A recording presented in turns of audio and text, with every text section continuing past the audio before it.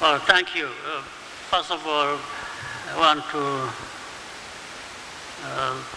thank my brother, President Akufo-Addo, for the invitation, and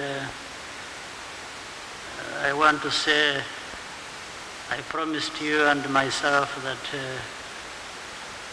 when you call, I'll always answer your call, and so that's why,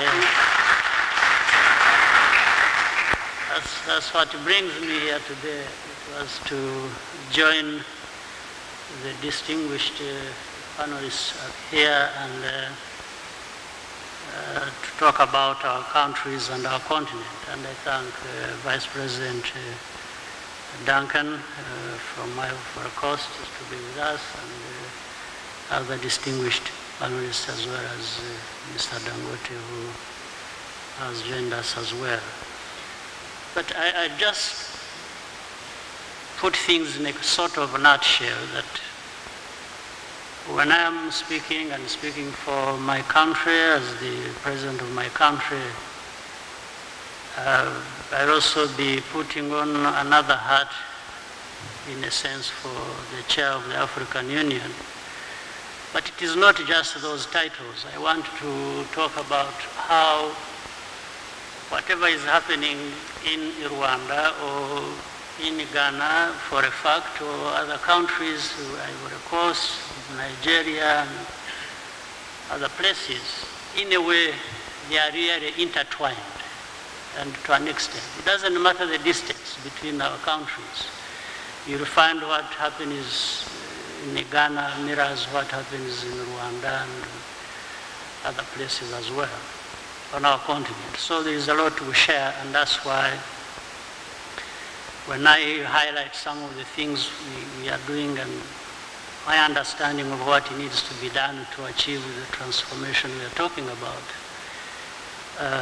I'm aware that that might be, to a great extent, what is happening elsewhere in other parts of our continent. But to begin with, transformation we are talking about our people, the African people of each country of our continent.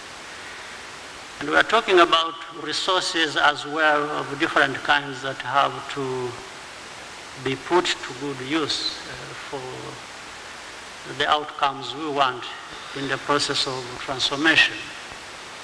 Thirdly, we are talking about the management of all that, as well as the political process or the political will that has to accompany all these actions in order for us really to be where we want to be. And I'm saying this even building on what you've just said, our moderator, from the beginning.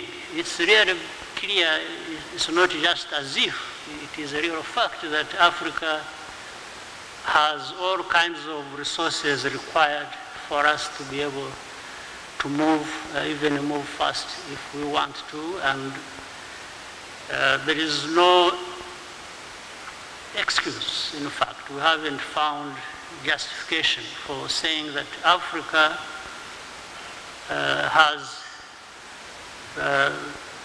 this abundance of all kinds of resources, whether human or natural resources and so on and so forth, and yet continue to be poor decade after decade after decade.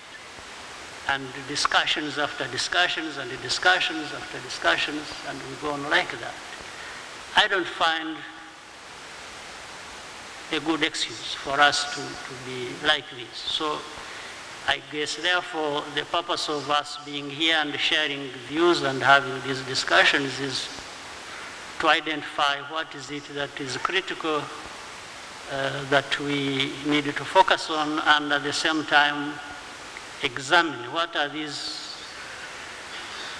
mistakes that maybe we make that we need to correct so that we can move and be where we want to be. But I have already mentioned this is about how we invest in our people, it's how we manage our resources, it's how we bring these together, and the policies and also the goals that we really want to achieve and achieve together as a continent. Because as I said, one country, whatever it is doing, whether it is Rwanda or any other country, small or big, we find we have common interests and have to work together to make sure that we move forward. So for us, we have concentrated mainly in investing in our people, in our governance structures and institutions, and the levels of accountability, insisting that, and then fourth, the partnerships required between, again, the public and the private sector, because without one, the other does not function well or does not maximize on what it would be able to achieve otherwise. So these are the main things we focused on. Maybe I could stop here and give others a chance to say.